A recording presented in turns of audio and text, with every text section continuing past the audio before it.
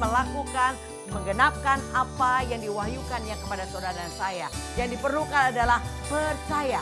Kalau saudara mau bersama Tuhan Yesus, tidak ada yang tidak bisa.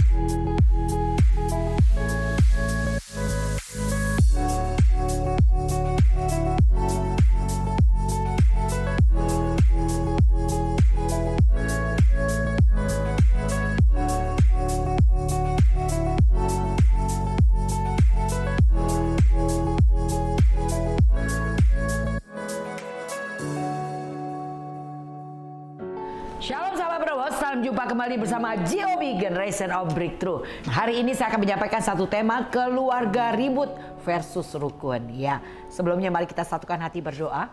Bapa, tak hentinya kami naikkan syukur untuk kembali kesempatan kami belajar dan belajar kebenaran firman Tuhan. Mari Allah Roh Kudus sendiri mewahyukan hikmat pengertian untuk kami mengerti isi hati Tuhan. Berbicaralah Tuhan, kami siap mendengarkan dalam nama Tuhan Yesus. Haleluya, amin.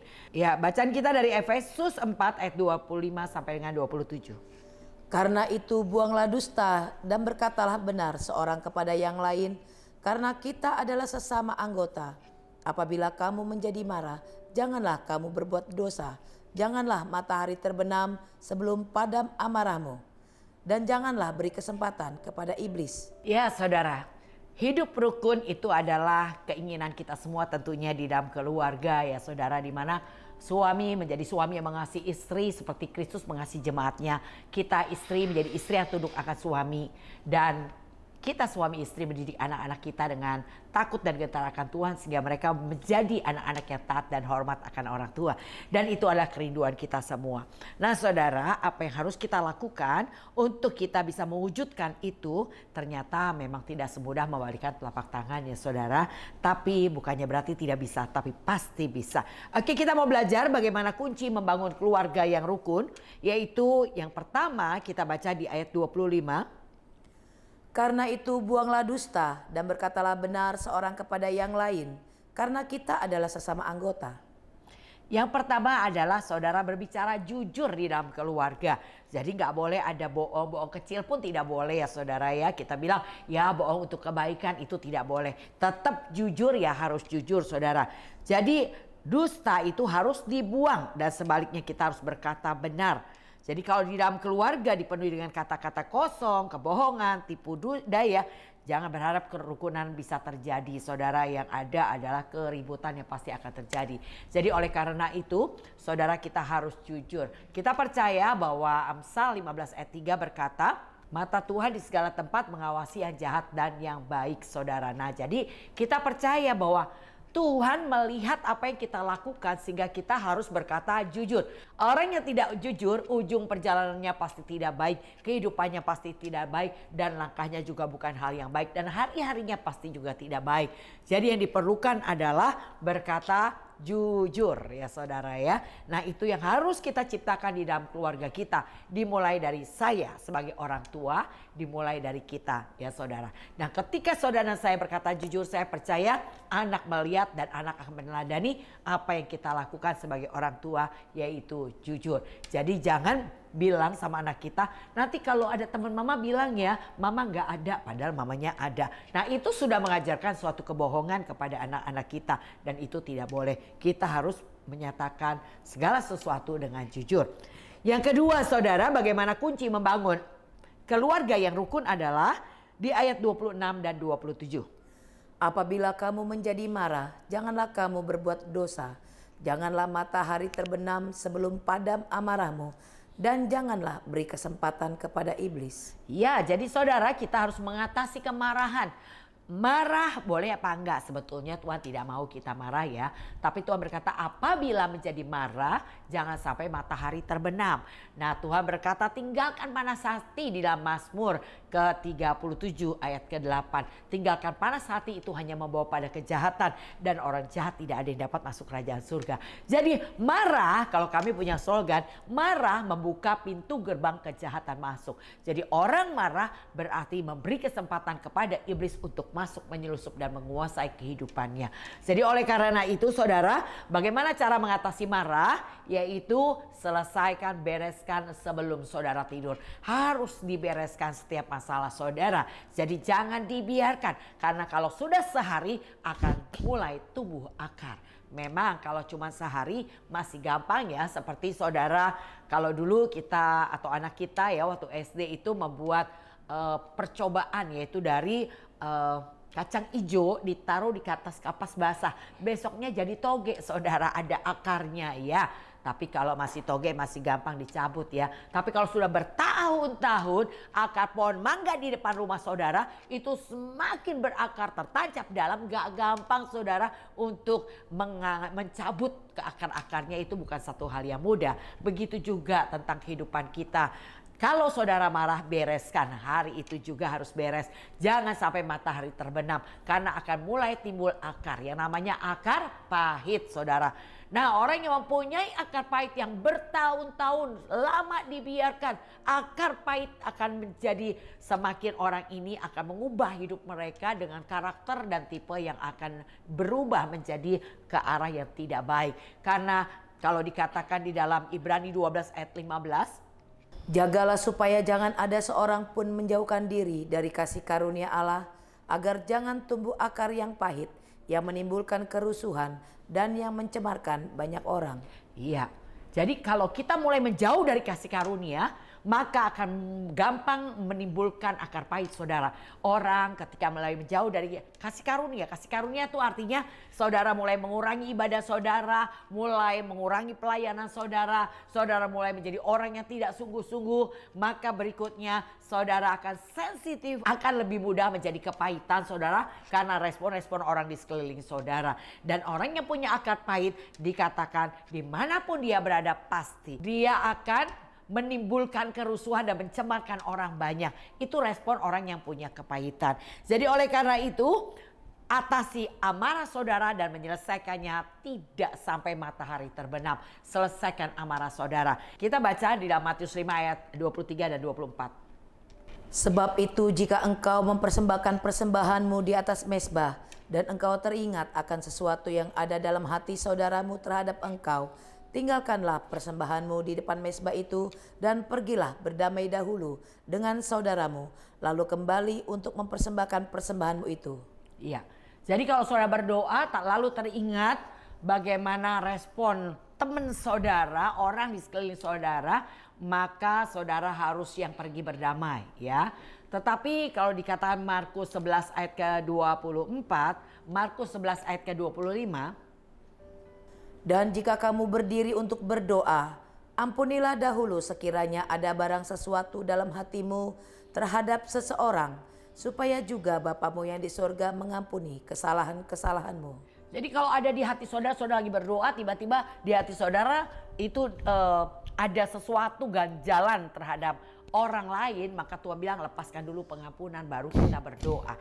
Nah itu yang harus saudara dan saya lakukan nih saudara. Ketika kita melakukannya, saya percaya saudara terlepas daripada jerat iblis yang akan membuat saudara atau menimbulkan kerusuhan atau keributan di dalam rumah tangga saudara. Jadi yang diperlukan adalah jangan seperti saya dulu sebelum saya bertobat saudara. Saya kuat-kuatan sama suami saya. Kalau suami saya diemin saya juga pasti akan diemin. Ayo kuat-kuatan dulu begitu saudara. Tapi sekarang di dalam Tuhan tentunya tidak boleh. Ayo saudara, apabila itu tergantung padamu, berdamailah dengan semua orang. Artinya saudara yang lebih rajin doa, lebih rajin melayani, lebih rajin ibadahnya, saudara yang harus memulai terlebih dahulu. Ada satu kali ya saudara ya, ini pengerja saya Dia ini wah rajin banget tuh, wah pagi semua aktivitas gereja lokal dilakukan. Lalu ada sesuatu perselisihan dengan supir saya. Dan saat perselisihan itu terjadi tahu nggak saudara? Supir saya yang datengin dia minta maaf loh. Saya bilangnya ampun kamu malu banget ya. Karena apa? Karena dia sudah begitu banyak firman yang dia tahu tapi dia tidak melangkah melakukannya mendahului orang yang tidak mengenal Tuhan. Dan itu adalah kesalahan fatal. Jadi oleh karena itu apabila itu tergantung padamu mulailah terlebih dahulu untuk berdamai saudara. Ini yang harus kita lakukan. Jadi kita harus belajar untuk mengatasi kemarahan dengan berdamai. Mulailah terlebih dahulu dan jangan sulit untuk mengatakan maafkan. Kalau kita berkata maaf menyelesaikan masalah, mari saudara dengan rendah hati kita memulai terlebih dahulu untuk meminta maaf. Kadang-kadang mungkin itu bukan kesalahan kita, tapi mari kita belajar, kita melepaskan pengampunan, kita memaafkan orang yang bersalah kepada kita atau kita bahkan berkata maaf kepada orang yang mungkin kita pikir dia yang bersalah. Tapi kalau itu akan membuat perdamaian, mari kita melakukannya terlebih dahulu. Kenapa? Karena kita ada di dalam arena perlombaan. Yang mendahului dia pasti akan menang. Saudara ingat sekali lagi rumus cincailah. Kalau saya kata rumus cincailah di mana? 1 Korintus 6 ayat 7 berkata demikian. Adanya saja perkara di antara kamu seorang terhadap yang lain telah merupakan kekalahan bagi kamu. Kenapa kamu tidak lebih suka menderita ketidakadilan? Kenapa kamu tidak lebih suka dirugikan? Jadi artinya udah nggak apa-apa saudara dirugikan. Nggak apa-apa diperlakukan nggak tidak adil. Yang penting tidak ada masalah atau perseteruan di antara saudara dengan teman saudara. Nah inilah yang harus kita lakukan sebagai orang percaya. Lakukan teladan Tuhan Yesus. Ayo saudara, yang penting asal dia bisa tetap datang kepada Tuhan, saya percaya satu hari hidupnya pasti diubahkan ya. Nah inilah saudara, prinsipnya adalah saudara selesaikan sesegera mungkin agar tidak berubah menjadi dendam berkepanjangan. Waduh cilaka kalau sudah menjadi dendam. Ini bukan hal yang mudah untuk membebaskan dia dari dendam itu saudara. Perlu pelayanan khusus yaitu inner healing untuk menyembuhkannya dari luka batinnya. Ya saudara, jadi jangan sampai timbul dendam. Kuncinya adalah saudara harus segera menyelesaikan marah itu, yaitu dengan sikap rendah hati memulainya terlebih dahulu. Ya, ini yang harus kita lakukan, atasi kemarahan untuk menimbulkan kerukunan di dalam keluarga. Jadi iman sejati itu akan diuji dan terkadang ujian itu muncul dari orang yang paling dekat saudara. Saudara mungkin bisa berdamai dengan semua orang di sekeliling saudara, tapi dengan suami, dengan istri, apakah saudara bisa dengan mudah berdamai atau malah menimbulkan kepahitan, kekecewaan, dan sakit hati? Jadi oleh karena itu saudara, ketika Tuhan izinkan iman saudara diuji, mari responi dengan tepat seperti apa yang saudara sudah pelajari. Kita sudah belajar begitu banyak di dalam pemuritan saudara. Saudara belajar tentang kebenaran firman Tuhan melalui firman yang saudara baca, melalui firman yang saudara dengar. Mari itu bukan hanya cukup didengar, bukan hanya cukup dibaca dan diingat, tapi dilakukan. Ya, itulah saudara yang harus kita lakukan. Lakukan firman kebenarannya, maka hidup saudara akan berbahagia dan kerukunan pasti ada di dalam rumah tangga kita saudara. Kalau ada kerukunan, maka Tuhan punya janji. Di sanalah berkat-berkat Tuhan akan dicurahkan. Ada kerukunan hidup damai di dalam keluarga. Ada berkat-berkat Tuhan yang dicurahkan. Oleh karena itu kita harus rendah hati menerima kekurangan kelebihannya. Maka saya katakan kalau saudara sudah menikah, merem aja, terima aja suami atau istri dengan ucapan syukur dengan pasangan hidup di mana saudara sudah memilihnya dan kita sudah diberkati di hadapan Tuhan dan di hadapan para saksi. Yang diperlukan adalah terima kekurangan kelebihannya masing-masing saudara. Apakah kita bisa tetap rukun di tengah kekurangan yang ada pada suami atau istri? Bisa. Kalau saudara bisa menerimanya dengan ucapan syukur. Saya cuma berpikir dengan adanya suami saya yang membentuk saya, menjadikan saya seperti saya ada sekarang ini. Jadi begitulah hendaknya kita berpikir saudara. Mungkin ada ketidakcocokan, mungkin ada masalah yang muncul. Tetapi saudara harus berkata, enggak ada yang kebetulan. Aku sudah berdoa, setiap kejadian pasti ada tujuan baik Tuhan di dalamnya. Kita mengucap syukur dan responi sesuai dengan apa kata kitab suci. Asal saudara bisa berjalan sesuai dengan Injil yang saudara baca dan dengar, hidup saudara pasti berbahagia. Saudara pasti akan menikmati berkat-berkat dan penyertaan Tuhan. Yang ketiga, menjaga perkataan. Kita baca di ayat 29.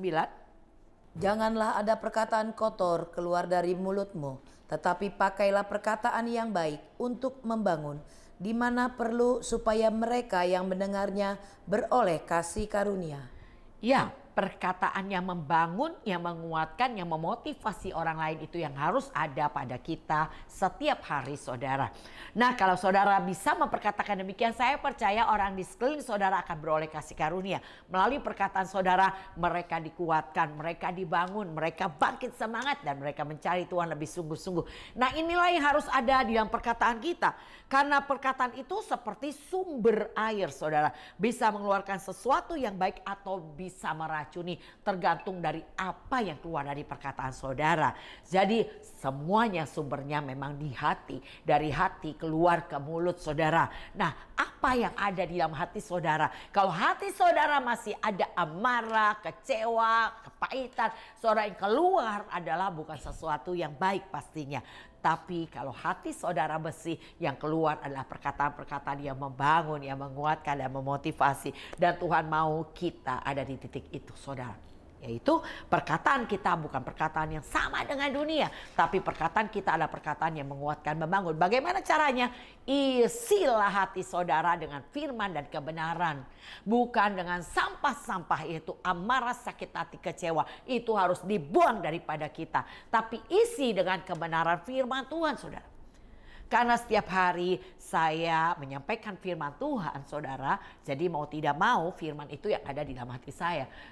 Satu hari saya sedang berjalan untuk menuju ke rumah doa untuk berdoa di pagi hari. Sambil saya jalan, sambil saya doakan sekeliling saya.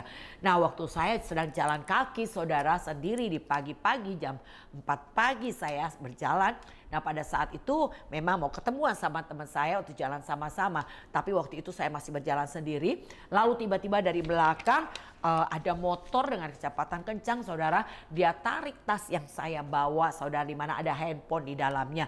Ditarik tas saya dan saya jatuh langsung terjerembab begitu. Ketika saya bangun, yang saya katakan adalah, Tuhan Yesus memberkati kamu ya. Saya bilang, Tuhan Yesus berkati. Saya teriak begitu, saudara. Dan setelah itu saya juga bingung, kok yang keluar itu ya? Kenapa saya nggak bilang maling, maling, maling? Enggak, saudara. Nah, saya percaya karena di sini sumbernya adalah firman. Maka firman itu yang akan keluar. Begitu juga seperti saudara menyimpan di lemari saudara makanan, gak mungkin saudara ambil baju di lemari saudara, bukan? Begitu juga kita. Apa yang kau simpan di dalam hatimu itu pasti yang akan keluar. Jadi oleh karena itu simpanlah segala hal yang baik, firman, kebenaran, biarlah itu tersimpan di hati saudara yang otomatis akan keluar melalui perkataan-perkataan saudara. Nah, ini penting, saudara. Bagaimana cara kita menjaga perkataan? Salah satunya adalah dengan menyadari bahwa perkataan kita ini akan dipertanggungjawabkan kelak dalam penghakiman. Kita baca Matius 12 ayat 36. Tetapi aku berkata kepadamu, setiap kata sia-sia yang diucapkan orang harus dipertanggungjawabkannya pada hari penghakiman. Iya, satu hari perkataan kita harus dipertanggungjawabkan di hadapan Tuhan.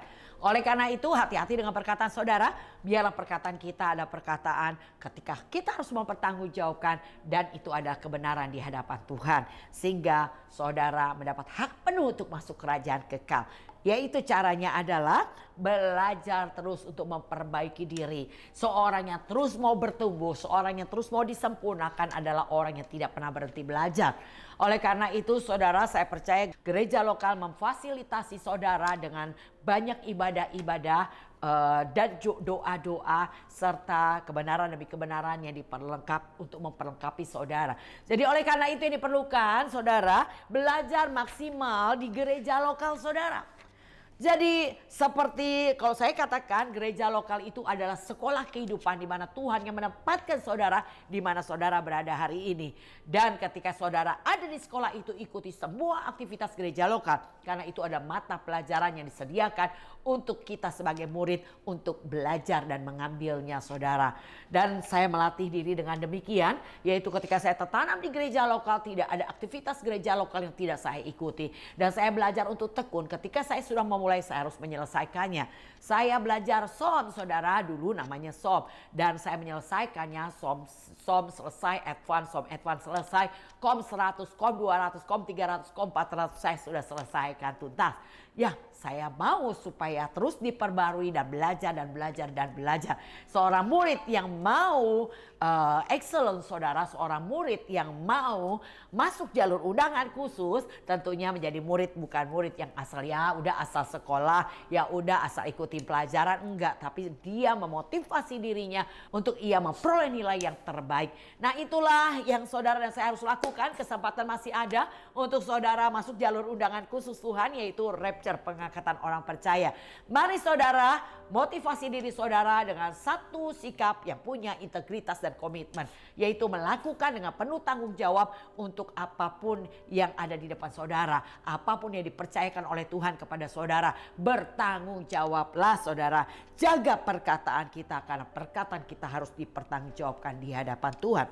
Yang keempat, saudara, yang harus kita lakukan adalah merawat kemesraan di dalam keluarga. Kita baca ayat 31 dan 32. Segala kepahitan, kegeraman, kemarahan, pertikaian dan fitnah hendaklah dibuang dari antara kamu. Demikianlah pula segala kejahatan. Tetapi hendaklah kamu ramah seorang terhadap yang lain, penuh kasih mesra dan saling mengampuni, sebagaimana Allah di dalam Kristus telah mengampuni kamu. Ya saudara, merawat kemesraan itu harus kita lakukan, terutama di dalam keluarga. Antara suami dengan istri, istri dengan suami, dengan anak-anak, kita rawat kemesraan. Yaitu dengan apa? Saling mengerti dan memaklumi satu dengan lainnya. Ketika anak saya melakukan respon yang salah, saudara, ya karena anak tetap anak, saya harus tetap dekat dengan dia dan saya tetap berdoa dan memperkatakan hal yang positif sampai anak saya diubahkan. Begitu juga saudara dengan teman-teman di lingkungan saudara juga demikian, atau bahkan di dalam keluarga dengan suami istri, dengan anak saudara, belajar untuk menerima kekurangan dan kelebihannya, dan yang penting adalah bawa datang kepada Tuhan. Tuhan yang bisa mengubah hidup kita, Tuhan yang bisa mengubah kehidupan suami atau mengubah anak-anak kita atau istri kita. Hanya Tuhan yang bisa mengubah. Jadi tugas saudara saya bawa datang sama Tuhan. Di dalam hadiratnya Tuhan bisa mengubah hidupnya. Di dalam hadiratnya Tuhan bisa menjamah dan memberi kesadaran apa yang salah yang dilakukannya. Oleh karena itu yang diperlukan adalah saudara, sebagai keluarga, mari sama-sama kita beri hidup kita kepada Tuhan. Saudara ajak suami, istri, anak-anak saudara untuk bergandengan tangan berdoa. Di dalam mesbah keluarga, di situ adalah tempat di mana kita bisa curhat, kita bisa saling berbicara, saling menyaksikan kehidupan yang dijalaninya sepanjang hari. Kita bisa saling mendoakan dan menguatkan di dalam mesbah keluarga. Mari saudara, kita kembali komitmen untuk kita membuat mesbah di dalam keluarga dan kita bisa saling mendoakan satu dengan lainnya. Saya percaya kehidupan keluarga saudara pasti akan memiliki keluarga yang rukun, saudara. Bukan yang selalu ribut, saudara. Kenapa ribut? Karena seringkali tidak jujur dan juga tidak bisa mengatasi kemarahan, membiarkan amarahnya meledak-ledak dan tidak menjaga perkataannya, tidak merawat kemesraan. Oleh karena itu saudara, mari kita ambil keputusan untuk hidup rukun. Ya memang kita harus mengalah, enggak apa-apa saudara ya. Kita mengalah untuk satu perdamaian. Kita belajar untuk terus mendoakan orang-orang terdekat dengan kita, yaitu keluarga. Kita saling mendoakan, kita saling membangun dan menguatkan baik dengan perkataan dan tindakan saudara. Saya percaya kehidupan yang harmonis pasti akan terbentuk dalam rumah tangga. Kalau keluarga atau rumah tangga yang harmonis ada pada saudara, saudara akan menikmati surga di muka bumi. Wow saudara, ternyata untuk bisa menikmati keindahan keluarga bukan karena suami harus berubah duluan, istri harus berubah duluan, tapi dimulai dari saya, ya, dimulai dari saudara-saudara. Ketika ada kesaksian bagaimana seorang yang sudah tidak tahan dengan hidup berumah tangga karena selalu terjadi keributan, dan juga di kantor ia merasa juga nggak betah saudara karena selalu terjadi masalah dan keributan di dalam kantor, sehingga membuat akhirnya ia memutuskan untuk bunuh diri saudara. Dia datang kepada seorang bijaksana dan bilang, saya mau mati saja. Bagaimana caranya supaya saya mati tanpa rasa sakit? Lalu orang ini berkata, ini kamu minum 2 kali, kamu minum sekali, nanti minum kedua kali kamu pasti mati tanpa rasa sakit. Akhirnya diambil botol isi air itu dan dia minum, tegukan setengah botol pertama dia minum, lalu dia sadar bahwa sebentar lagi dia mati. Oleh karena itu dia mulai minta maaf kepada istrinya, kepada anak-anaknya akan kesalahan dan pelanggaran yang pernah dilakukannya. Lalu juga demikian dengan teman-teman kantor, ia minta maaf saudara. Ia melakukan kebaikan demi kebaikan. Lalu tiba-tiba suasana berubah saudara. Rumah tangga yang suka ribut tiba-tiba damai. Istri mengasihi suaminya, anak-anak mengasihi papanya. Begitu juga di kantor mengalami perubahan. Semua sayang kepada orang ini saudara. Akhirnya dia menyesal sudah minum itu. Dan dia berkata kembali kepada orang bijaksana itu. Dia bilang, saya gak jadi mau mati. Kenapa? Karena semua berubah menjadi baik. Dan akhirnya orang itu bilang, ya udah nggak apa-apa, kamu nggak bakal mati, itu cuma air biasa. Jadi lihat saudara, ternyata yang mengubah kita itu adalah karena saya mau berubah, maka semua keadaan bisa berubah. Jadi perubahan tidak dimulai dari orang yang harus berubah, tapi mulai dari saudara yang berubah. Amin. Ketika saudara mau berubah, saya percaya suasana di lingkungan saudara pasti akan berubah. Nah inilah yang harus kita lakukan. Memang ada harga yang harus dibayar untuk kita bisa berdamai. Seperti Tuhan Yesus memperdamaikan kita manusia berdosa ini dengan Tuhan dengan mengorbankan nyawanya saudara. Memberikan nyawanya untuk menjadi penebus bagi dosa dan kesalahan kita manusia. Sehingga hari ini kita bisa berdamai dengan Tuhan saudara. Kita diperdamaikan dengan darahnya.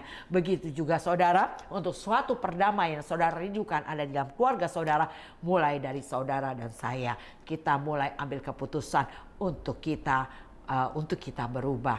Memang perlu pengorbanan, perlu saudara rendah hati menerima setiap proses yang ada, tetap bawa kepada Tuhan. Saya percaya kalau kau bawa keluargamu kepada Tuhan, maka mungkin suamimu yang temperamen atau bahkan suka memukul saudara, Tuhan pasti bisa jamah dan ubahkan. Atau istri saudara yang sangat cerewet saudara. Istri saudara yang ngeselin. Tuhan bisa ubahkan ketika kau bawa istrimu kepada Tuhan. Demikian anak-anak yang memberontak. Saudara hanya perlu bawa kepada Tuhan. Berikutnya Tuhan bisa ubahkan anak-anak saudara. Dan itu yang saya alami. Yang penting saudara, jangan pernah menjauh daripada Tuhan ketika masalah ada di depanmu. Jangan pernah kau berhenti melayani Dia ketika masalah ada di hadapanmu. Yang diperlukan adalah perkuat kepercayaanmu kepada Tuhan. Ketika engkau memperkuat kepercayaanmu kepada Tuhan, maka semuanya beres. Allah yang turut bekerja menyelesaikan setiap masalah dan rintangan yang ada di depan saudara. Demikian sahabat penerobos, miliki kerukunan di dalam keluarga, dan kerukunan dimulai dari keputusan saudara dan saya. Terima prosesnya dan tetaplah bersandar kepada Tuhan. Bawa setiap masalahmu kepada Tuhan dan lihatlah Tuhan menuntun, Tuhan yang akan mengajar, Tuhan yang akan membimbing apa yang harus kita lakukan. Saudara, saya akan berdoa buat saudara, biarlah kita semua memiliki keluarga yang rukun. Kalau hari ini mungkin ada keributan dalam keluargamu, mulailah dari saudara untuk kita berubah. Responi sesuai dengan kebenaran firman-Mu. Saya percaya saudara akan memiliki kerukunan dan berkat Tuhan akan tambahkan. Mari angkat tanganmu. Bapak, kami bersyukur untuk apa yang sudah kami terima pengajaran hari ini, untuk kami hidup rukun. Kami tidak mau ribut, yaitu dengan cara kami mau menyatakan segala sesuatu dengan kejujuran. Kami mau mengatasi kemarahan kami, dan kami mau belajar menjaga perkataan kami serta merawat kemesraan di dalam keluarga. Kami percaya ketika Engkau kami libatkan, ketika kami datang kepada Tuhan dalam keluarga, maka semuanya akan dipulihkan menjadi lebih baik. Hidup dalam rukun, hidup dalam berkat Tuhan. Terima kasih Tuhan, mampukan kami melakukan dengan kuasa Roh Kudus. Dalam nama Tuhan Yesus, segala hormat kemuliaan kami kembalikan hanya bagi nama-Mu yang kudus. Dalam nama Tuhan Yesus, haleluya, amin.